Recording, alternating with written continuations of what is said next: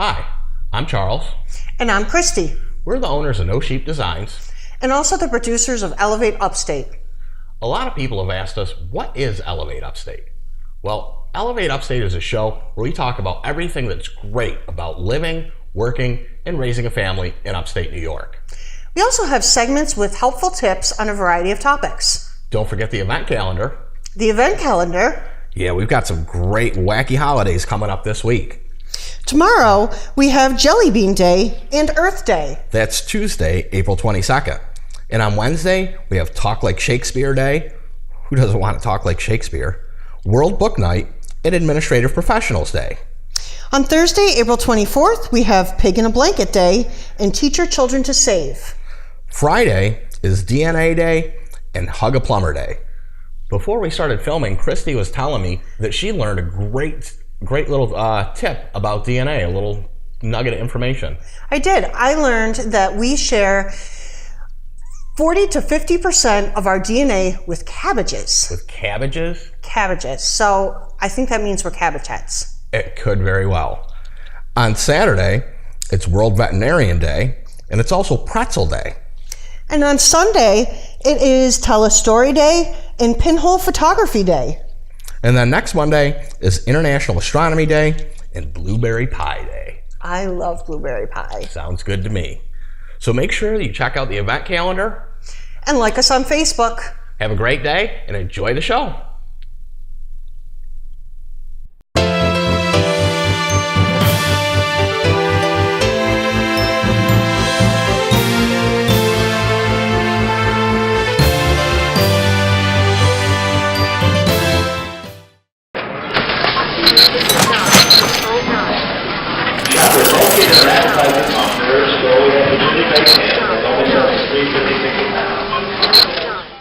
Hi, I'm Kelli from MVParentOnline.com, and today we're going to talk about how being organized with your coupons is very important when you're trying to save money. One way that I use to organize my coupons is I have a coupon binder, and inside are different sections of items that I use in my house, and I separate them by pages. Another way you can organize your coupons is you take your inserts and you write the date on top of the front of the insert. So, you could write 2/23 on top and then file them in your desk drawer that these are the inserts that you got on 2/23. So that way if you need a coupon, you could go right to that file and pick out your coupon. Another way to organize your coupons is you can bring your binder to the store, which a lot of people do. That's great. I personally don't do that. What I do is I get my coupons and my shopping list and I put them in my coupon clutch. This is from 31 Gifts. It's just easier for me than sometimes bringing in the big binder. I tend to spend more if I find more deals at the store if I bring my binder. So the coupon clutch works for me because it keeps me on budget. And like I said, I just get my shopping list, the coupons that I need for that store, and then I put them in the sections, and then I'm all prepared when I come to check out. I'm not searching for the coupons. I have everything in a paper clip and I hand them right to the cashier. So making sure you're organized when you're trying to save money is huge. I also have another coupon clutch that has coupons in it for restaurants, for Chuck E. Cheese. So I have a separate coupon clutch for that. Because if you're not organized, not that you won't save, you just won't save as much. Because when you're organized, you know where everything is, you know exactly where to go to get that coupon. And I find that being organized is one of the top ways to save the most money. That's this week's tip from MVParentOnline.com. Visit my website, MVParentOnline.com, to find out how you can set up your own coupon binder.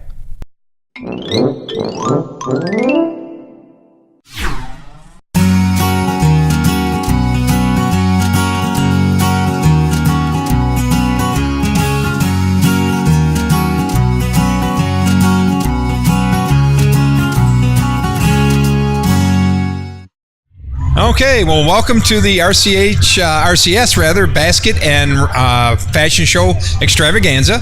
My name is Joe Fusco. I'm the mayor here in town, and I have been doing the emceeing for the Basket Affair for quite some time now.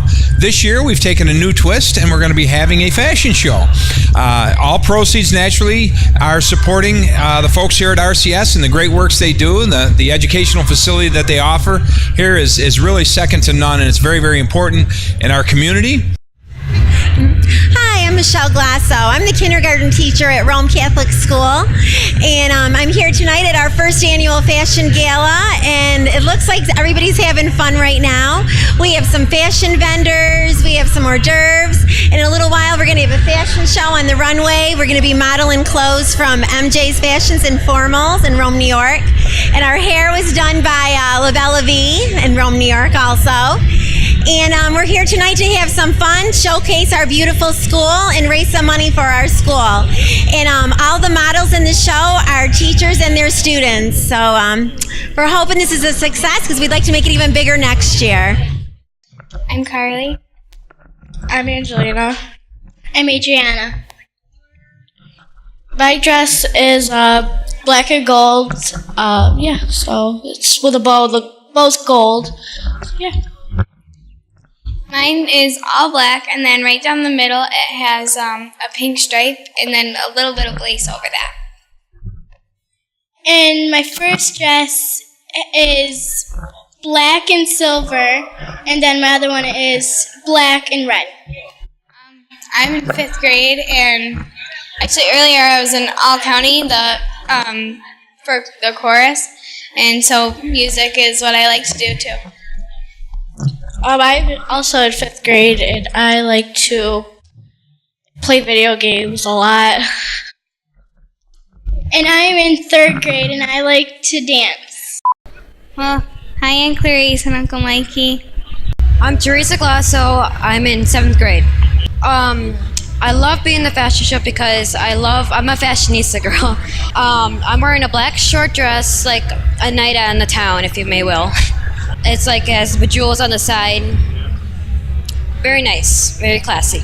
I love to do art. I'm a very artsy girl. Drawing, painting. I got this huge art kit when I was Christmas. I would like to say hi to my family. Hi, I'm Mary Jo Jaffoon, and I'm the owner of MJ's Fashion and Formals. Actually, we're putting on the fashion show today. All the fashions are from our store. We're showing formal wear, we're showing some casual wear, some First Communion. We do a little bit of everything. Tuxedo rentals, we have some tuxedos in the show today. We do suit rentals, we sell men's ties, shirts. We're actually located at 207 West Dominic Street here in Rome. We're at downtown Rome. Actually, my cousin is a school teacher here, and my 3 little cousins go to school here, so I was happy to be involved. We're hoping that it'll also help us get our name out there because we are only a year old, so we're hoping that it'll help us too. I would really like people to just come check us out, see what we have to offer. Like I said, there is a lot of great stuff there, from little girls on up to any age, and it'd just be nice to come and meet everybody.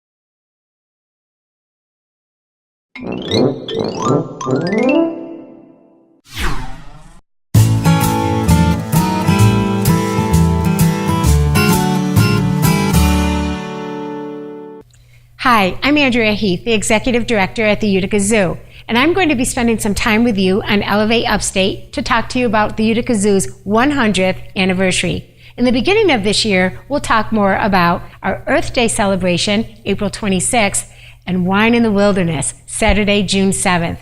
There are many events being planned, and most of all, we just want you to visit the zoo and celebrate that we're right here in the heart of Utica. To be up to date on all things zoo, you're really going to want to like us on Facebook, The Utica Zoo, or check out our website, uticazoo.org. There are so many ways to support the Utica Zoo and to be part of our celebration this year. Plan a birthday party, have an event here, or just really plan for a great summer day at the Utica Zoo.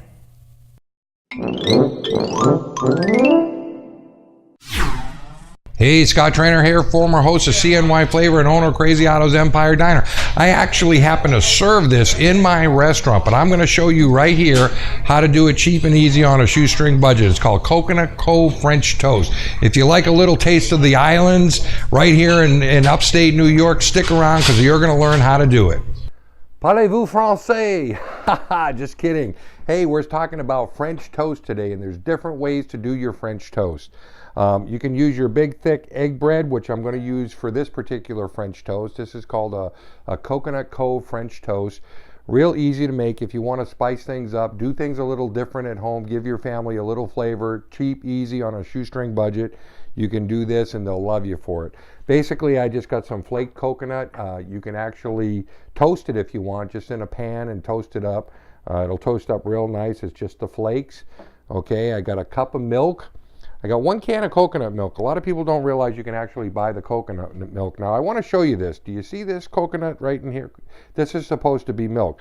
If I turn it upside down, nothing's coming out because the liquid is all down here. So I'm going to add this actually first to the bowl and whisk it up so that it becomes a liquid again.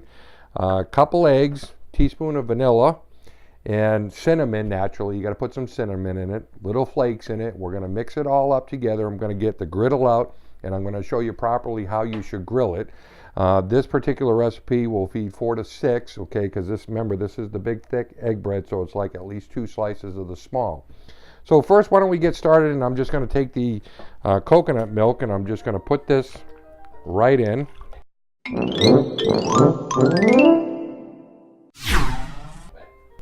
Now you can take it too, it'll get your cardiac rate going a little bit, but you can take the can and really shake it, but you got to shake it, okay? This is an easier, softer way by just mixing it up, putting it in a bowl first, and getting that milk with the liquid from the bottom of the can with the solidification on the top. See, and it comes out nice and creamy. Okay, so we get the coconut milk all down here. Going to take a couple eggs to start till I can see the consistency here. Going to put the cup of milk right in here. Okay. Do 1 teaspoon of vanilla. In this particular one, you can use extract, pure, or you can use the imitation. Today I got this on sale here, and it's just the Watkins. It's a pretty good one, been around since the 1800s. Got that in. I'm going to use about a half a teaspoon of the cinnamon in this. I know it sounds like a lot, but it's really not.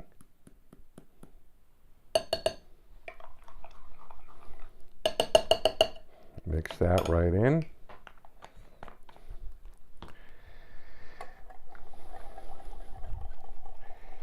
See, now the trick with the Coconut Cove French toast, okay, is a lot of times when you're doing just an egg batter, you do your egg wash and you just dip your French toast in.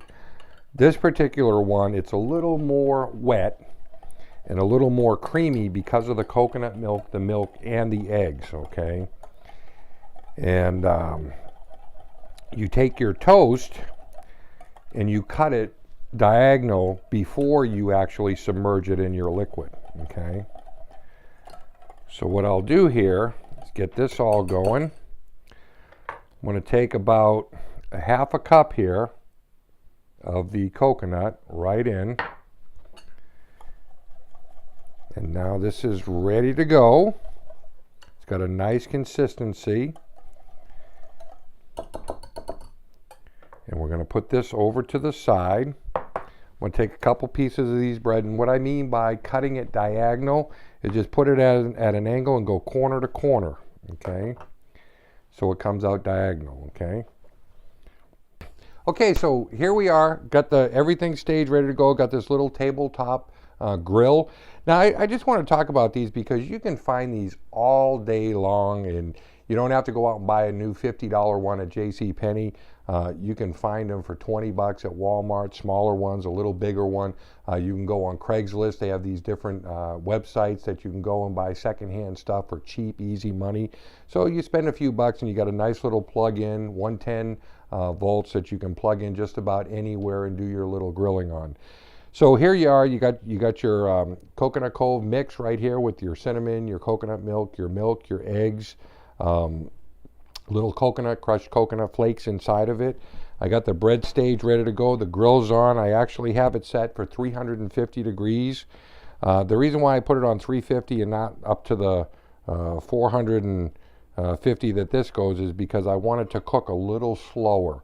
I don't want it to have that quick, with the coconut and coconut milk, what happens with that is if you put it on too high of a grill, or even on the stove top, if you got a little pan, a griddle pan, cast iron or Teflon, if you have it too hot and you put the coconut with the coconut milk, it tends to blacken, okay? And you really don't want black French toast. It's okay that it'll get a little bit of color on it, but you really don't want the black. So here we are, everything's up. 350, I'm actually going to turn this up to 375 now. You want your butter, or I can't believe it's not butter, you can use real butter. Put that right on there. And then what you're going to do is you're going to take each individual slice here and you're going to submerge it completely, okay?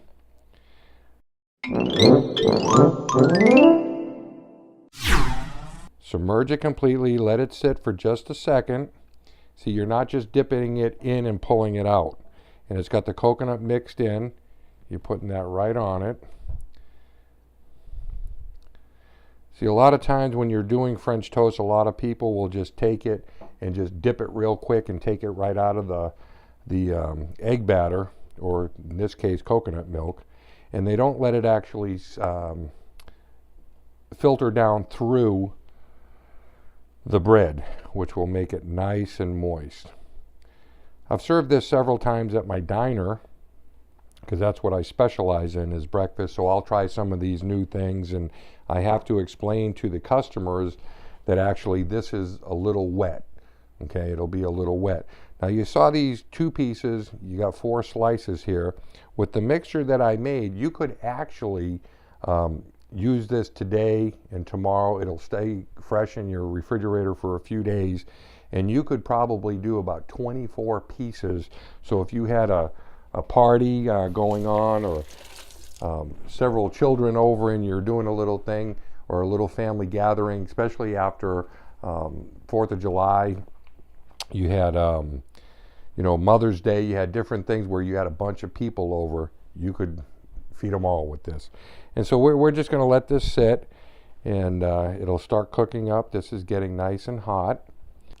So this is cooking up nice. It's getting really hot underneath, and it's starting to bubble along the edges. I know you can't really see that on the TV, but it's almost ready. You're looking at about another minute or so. You want to leave it about 3-4 minutes at least on each side. Remember, this is the coconut milk, so it's gone all down through it, and it's going to be a little moist. That's what I have to tell my customers. It's not dry like you're used to getting at some other restaurants when you're buying a French toast where it's really cooked all the way through. This is going to be a little moist compared to some of the other ones you've had. So we'll be right back when this is ready to flip, and I'll show you how to flip it. So here it is. It's been cooking up real good. You see it bubbling around the edges and stuff, getting a little brown. That's the coconut milk on the edges that's getting brown. And basically you just want to check a little bit underneath, making sure it's turning real nice. Ooh. See, remember, it's going to be a little wetter than normal. And if you can see this here, I'll turn this way for you too. Okay, so you can actually see this, how it's browning up really, really good. Oh, another thing too, it's really important to make sure you put a catch-all underneath your grill, because sometimes the butter, the grease, whatever you're using as an oil or an oil product to cook on, it'll filter down and you don't want it all over your counter, okay? So this is cooking up real nice. You don't want to kill it. And when I take this off, I'll flip it over one more time onto the plate, add a little more of the coconut flakes on it, and it's all ready to go. So this will be done in about 1 minute, and I'll get my plates and get ready to get set up, okay? So here it is, it's all ready to go. What I'm going to do is I'm going to slide this over, actually, move my plates to the middle here, and just show you real quick how you flip it over, lay it on your plate. Ooh, you can see how that browned up really, really nice. Now remember what I said about the hot grill too, because if you do it on the too hot of the grill, what'll happen is it'll actually get black. So you take that, you take your little coconut flakes, flake them right on it. You already have the coconut milk in it. Now what I did is I got a little syrup, little trick that you want with syrup too. It's always good to microwave it for about 15 seconds, gets it a little hot. If you ever go into restaurants like my restaurant, you get nice hot syrup with your pancakes and your French toast and so forth. So just take it, drizzle it right over it. I'm only going to do one to just show you how it looks with both. One without, because some people don't like syrup, and one with syrup. And so here you go. It's all ready to go, and we're going to jump right into that and move on to the next.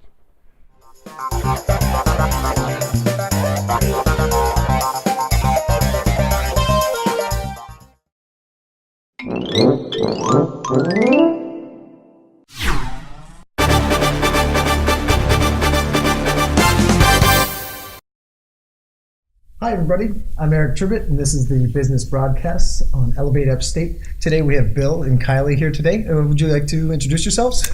Sure, I'm Bill Guglielmo. I'm president of the Rome Chamber of Commerce. We're located here at 139 West Dominic Street in beautiful downtown Rome, New York. And I'm Kylie Pierce. I work for the Capitol Theater in Rome, and we're also a member of the Chamber. Mm-hmm. So we're here to help Bill. We're part of the home show this year, so we're on the home show committee for the Chamber, and that's why we're here. Well, it's a pleasure having you guys on the show. Thanks for coming in and spending some time with us today. Great to be here. So I understand you're a big part of the community here in upstate New York. Can you tell me just a little bit about what does the it's just the Rome Chamber of Commerce. There's also other chambers around the area. Oh, sure. We're the Rome Chamber is a member of what's called the Chamber Alliance of the Mohawk Valley, which consists of chambers in Boonville, Camden, Marcy. My family's from Camden. Oh, okay. Don't let me lose count. Boonville, Camden, Marcy, Herkimer County, Cuyahoga Valley, New Hartford, Oneida, Trenton, and Rome. So there's 9 chambers in the Chamber Alliance of the Mohawk Valley. We meet on a monthly basis. We share common concerns and talk about things that we can work cooperatively on, which we do during the course of the year. So there's certainly every chamber, well, not necessarily every community has its own chamber. Some of the larger communities predominantly do, as in Rome. Rome is fortunate enough to be able to support a staff and to operate headquarters here at our office. And we're involved, as any chamber is, with business promotion,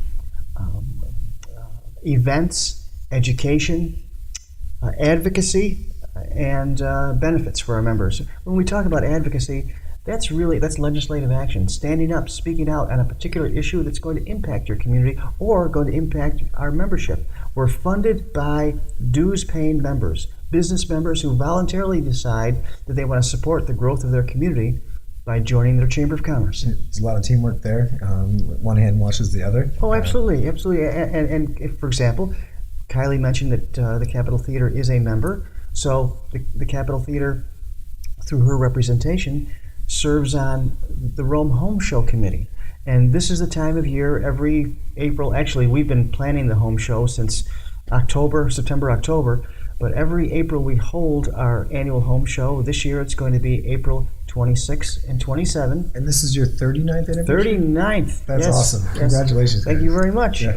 We started in 1976 as a way. Now I mentioned promotion is a very important part of what chambers do.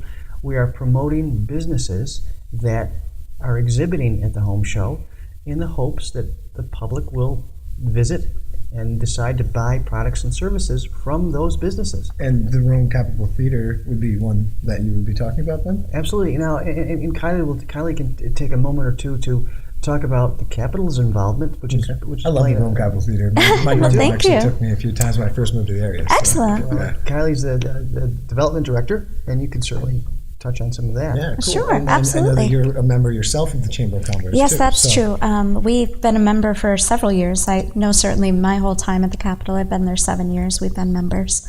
And it's funny because a lot of people think that your typical retail businesses are the ones who join chambers, but the chamber is very community oriented. For the community to do well, business has to do well. So we were just so taken by how the chamber approaches community and business at the same time that we said, why not be a member? It's obviously I a value. I see that like the chamber uses you as a resource, and you use the chamber as a resource. Oh, absolutely. How does that work? Well, the chamber, we have a great opportunity at the Capitol because so many people come through our doors to see various things that we can promote certain things that are also priorities for the chamber. So that's one thing that we can offer them that a lot of businesses might not be able to.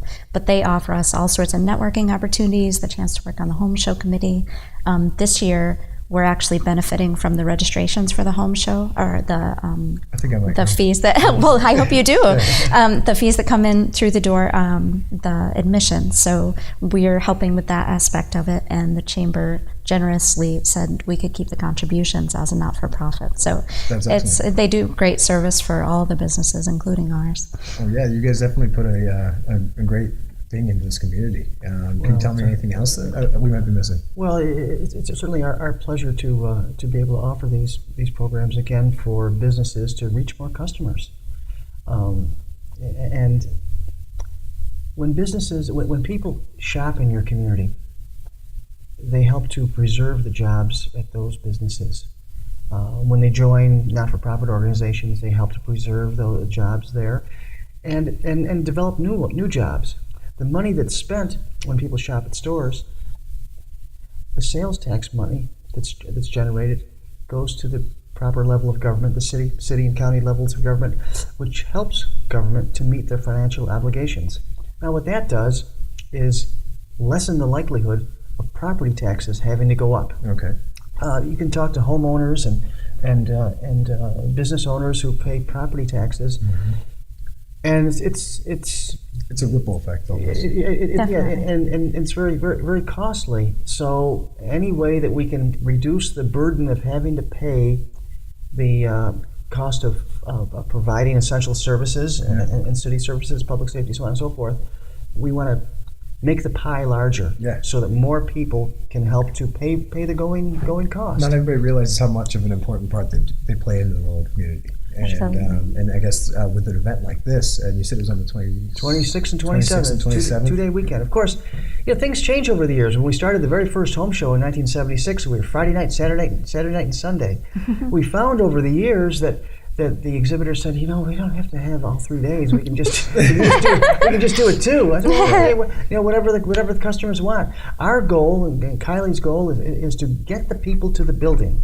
When the patrons come to the building, it's up to the exhibitors to get those individuals to come to their booths. So we anticipate our exhibitors to be vigorous and of course, very welcoming as people come in to talk about their products and services. And there are different demonstrations that we have planned as well. We'll have a little bit of fun doing it. It's going to be a lot of fun. Isn't there a kids fun zone or something like that? Oh yeah, there's a kids fun zone. Yeah, what kind of activities? Tell me about it. For kids, there's a bouncy house. It's a big hit every year. People Do they bring let adults in there? I don't know. I think it's one of those you have to be this tall to ride this ride type things. But there's lots of fun stuff to do for adults too. We have a cooking demonstration. We have several home improvement tool demonstrations, and we have health demonstrations and a little bit of everything. We have a jewelry making demonstration this year. We have 2 full days essentially of demonstrations, and those are certainly fun. Is there going to be food? Oh, there's absolutely going to be food. Yeah, so we have a couple catering companies, and also between food and fun, I mean, you're pretty much covered with the home show. But it's nice too because you go in there and maybe a service that you didn't know about. In Rome, a lot of people say, oh, I have to go out of town for that. You come in and you see, oh, that's right here in Rome, and I get to talk to somebody from that business. So there's a lot of value to it. Yeah. Well, I'll tell you what, thank you so much for giving us your time today and telling us about this great event. If there's anything else that you'd like to talk about. Just a second on the home show. If we missed anything, you can find everything on our website. That was going to be my next question. Absolutely. The chamber telephone number 337-1700.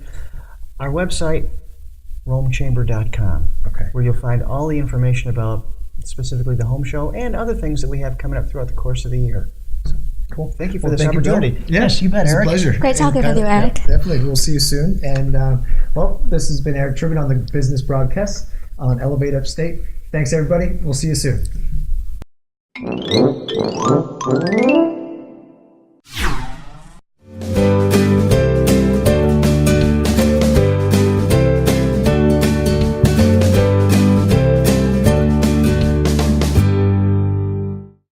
I'm Dr. Tim Delmedico, and this is Elevate Your Health. I'm here today with Kelli Corasanti. She's the owner of Studio8 Fitness in Clinton.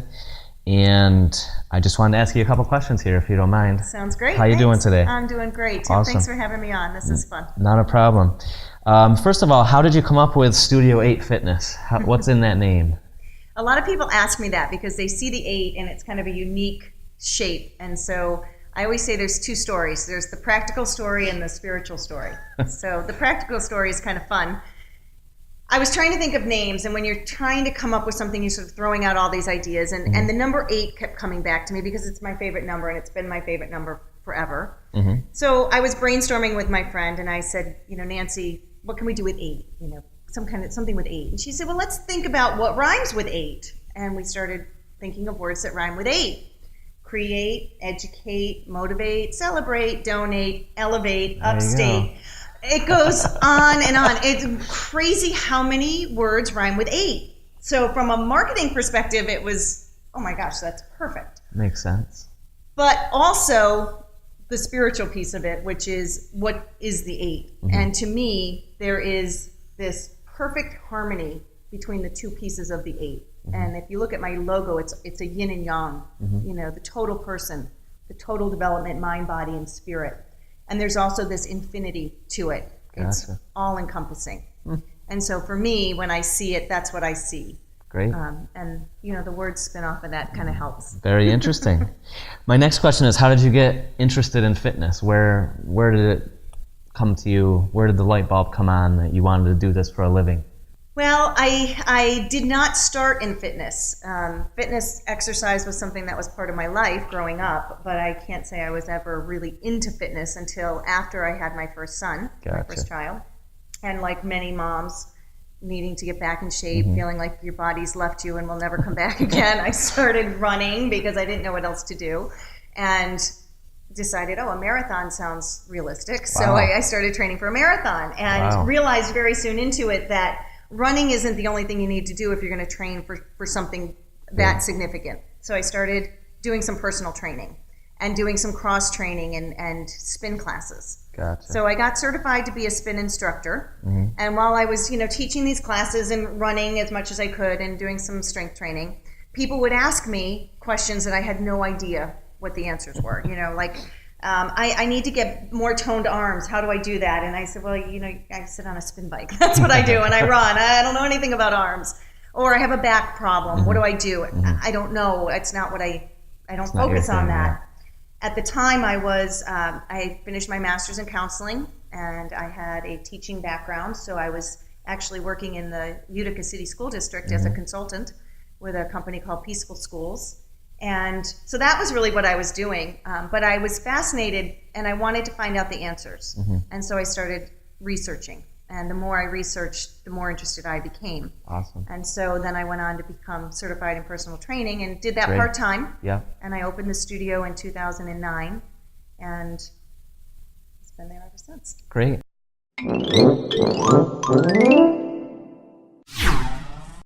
Well, tell us a little bit about your studio. What sets you guys apart from all the other fitness studios around? So Studio8 Fitness is what I call a life transformation studio. Wow. Because what happens at Studio8 isn't about bicep curls or squats. It's a bigger picture, because we aren't one-dimensional people. We have a physical side that needs to be moved, as you know. We have a mental side that needs to be moved, and we have a spiritual side that needs to be moved. And once one of those starts to move, the others move with it. Gotcha. And I know in your practice, you have the same philosophy. Yeah. And so I wanted to create a space where that could happen. And sitting in a traditional gym with equipment where you're sitting and pushing weight made no sense to me on that level. You know, it's great that you can bench 200 pounds. What does that do for you in your life? And I wanted to create a space that allowed people to explore a bigger part of themselves and to experience that. Awesome. With that being said, what are the core values of the studio itself? What motivates you guys? Holistic health. It's really about holistic health, and we term it in, of course, 8 words: create, educate, motivate, and celebrate. That's what we do. Fantastic. I was on your webpage earlier, and I saw that I saw the word functional fitness all over the place. Tell us a little bit more about what functional fitness means. So functional fitness is a term that's thrown around a lot in the world, and it's used in different ways, but the way that we come at functional fitness is simply we want people to function better in their lives. And that's on a variety of levels, like I just said, but also in coordination with other things that they're doing. So as we were talking about earlier, you know, what you're doing with their spinal health is a great complement to what we're doing with their muscular health and some other things. So, you know, being able to create that holistic piece for them and create a coordination of efforts between the practitioners that they're working with, so that we can help them elevate their health. Great. What type of classes do you guys offer there? I mean, is it one type of class, like just spinning, or do you guys do a whole spectrum of different types of movements and classes? We do. Our main focus is personal training. So we do one-on-one training, and we also do small group training, where you're working with 2 to 4 other people and being trained, going on your path. You might be working toward your goal, and this person's working toward their goal. We work with a trainer to set your program, and we get you there. We also offer classes, which are all functionally oriented. So we're looking at movements that start with a lot of core development, internal muscle development, and work outward. They're all functional movements in terms of being total body movements. There's a lot of 360-degree movement, which as in our society, in our environment, doesn't happen very often. We tend to get very restricted in our planes of motion, and we need to create more of that in our life. And so all of the classes that we offer have some element of that. And then spinning sort of stands as its own. That's just the background I came from, and we really enjoy that as a cardiovascular exercise, so we offer the spin classes. I saw on your website, studio8fitness.com, that you guys, there was a picture of you guys outside, like it looked like you were riding, but obviously they're stationary bikes. You have the opportunity to go outside and actually work out outside? Yeah, thanks for bringing that up, because that's a big element for us. We don't get outside enough as adults. We just don't. We get very tied into our jobs and our homes, and getting outside and getting fresh air and being out in nature is really important. On a nice day, people don't want to come in to exercise. You know, they feel guilty about missing the sun, and so we bring that to them. In our location currently, we have, I call it the back 8. We created a path out through the 3 acres of woods behind the facility, and we have a path that we do all kinds of workouts out there, from boot camp style workouts to functional workouts, depending on what their programs are. Sounds great. And we get them outside as much as possible. Okay, so I'd like to ask you a little bit about the type of people that come to your studio. Are they mostly just average Joes? Are they elite athletes training for, you know, some big event, or are they people in crisis? What type of person typically seeks your services? You just touched them all. Okay. No, the target, the people that really tend to gravitate are typically women, 35 to 55 Okay. range. Typically, that's the majority. Okay. But that's not everybody. We actually have several. We work with a lot of elite athletes. We work with kids, Great. helping them get ready for their sports and get conditioned for whatever it is that they're looking And for. that's unique for the area too, isn't it? Yeah, we do a lot of family workouts as well. Great. In fact, I have an aunt coming to work out with her nephew tomorrow. We have mothers work out with their sons, and fantastic. daughters work out with their fathers. And we had a mother, father, son in the other night. So we do a lot of that to keep that interaction of the family and play, because that's another thing that we don't do enough of. That's and important. gets the kids away from whatever they're working on independently and get some interacting with the family again. It's really important. Great, great. Could you share a few health tips? I'm sure everybody out there is interested in a few things they can do today to elevate their health. Yeah, absolutely. That is, how do you narrow that down I to know. just a few? It's tough. But here are the things that I think are extremely important for health. And the number one thing is movement. You can't stop moving. We just had a discussion about this because there was a woman that one of our trainers was working with who's 89 years old, young. Yeah. And she's moving and can get up and down off the floor and is still able to do her shopping and driving and all the things that you want to do up until you really can't anymore. Compared to an 82-year-old woman that we knew who had stopped moving a long time ago and was having all kinds of issues that were preventing her now from moving even more and limiting her quality of life. And really the key component to that is moving. You just have to keep moving in some way, some form. Stretching is a good one. Mm-hmm. We don't stretch enough, and we need to do that frequently. And from a mind, body, spirit perspective, meditation. Great. Slowing down. Yeah, too much noise these days. Yeah. Distraction. Exactly. Getting yourself away from distraction, even for minutes at a time, if that's what you can handle, where you just give yourself that space to just be quiet. Great. I think that's really important for health. Fantastic. My last question is, what can we expect in the future from Studio 8 Fitness? Do you have any plans? Oh, thank you. In the Very, works? very big. There's always plans. Actually, one of the things that we're working on, and Tim, we're connecting on this as well, is a group in this area, in the Central New York area, that we've called the Central New York Holistic Wellness Alliance. And it is a group of practitioners from all different venues who are connecting and networking in an effort to provide better service and quality of life for people in this community. Fantastic. And that, I think you're going to see a lot more of coming up in the future. I'm really excited about the connections that we're making in that arena. So that's one of the things.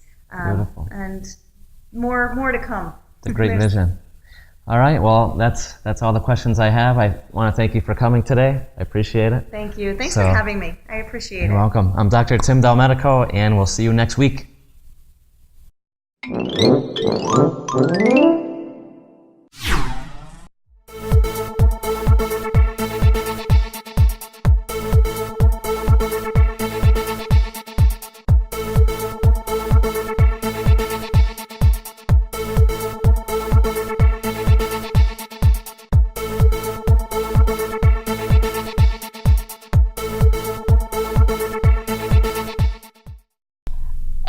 As I was saying earlier, the reason why I do the eyes is because when you do the shadow on eyes, everything falls on your cheeks.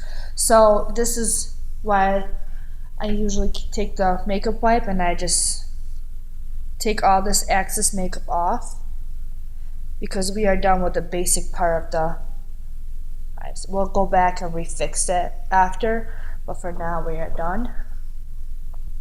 And these are just regular Neutrogena makeup wipes that you can get at any drugstore. They're like $2-3. Now I'm gonna do is I'm gonna start with her face because we're done with the eyes. We're just using the concealer.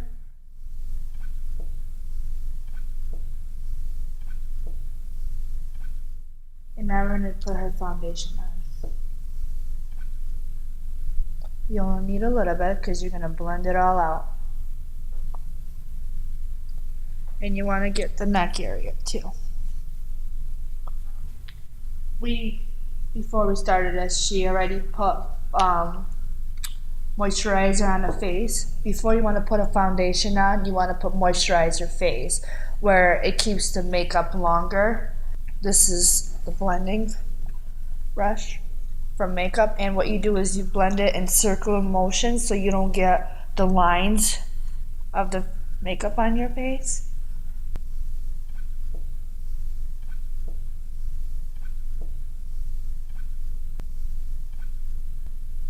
And one way to find out which color is your foundation, you always want to take a little bit of the foundation and you want to smudge it right here, because never on your hand, because your hand is always lighter than your face. You have to put powder to kind of even it out.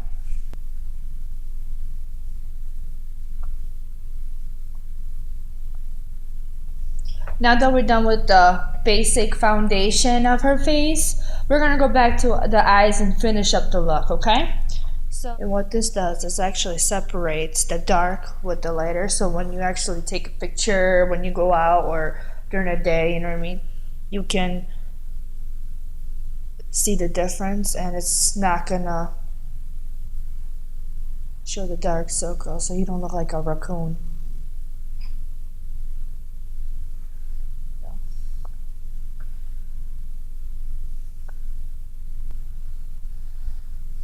Okay, now I'm going to put the eyeliner in.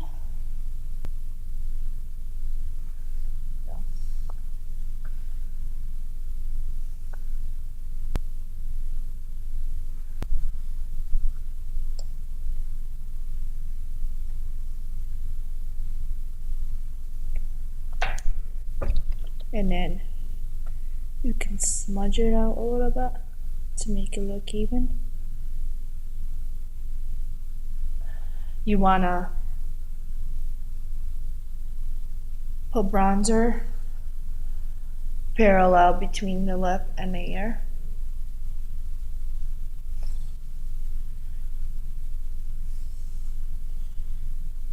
For her blush, you want to give it like a fish face, and you want to put it on top of the cheekbones.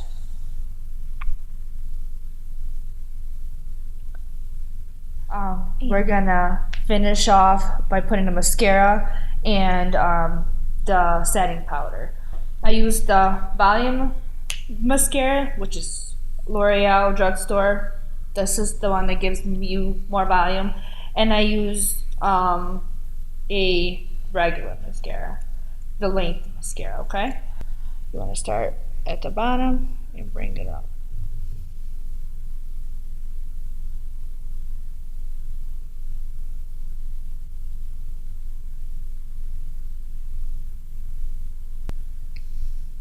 And you want to get as close to the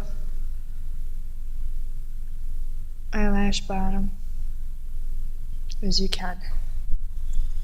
Now what I'm going to do is I'm going to do the volume one.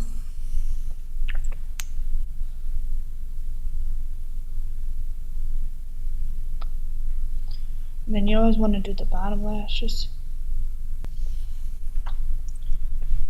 And you can see that her eyes pop. Finish up her look by putting the setting on a powder.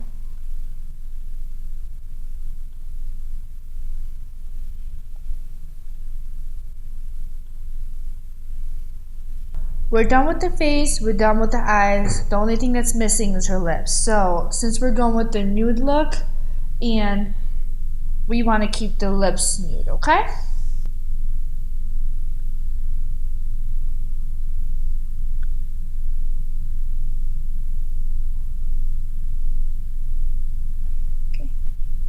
Together. Now we're just going to add shimmer to the natural look.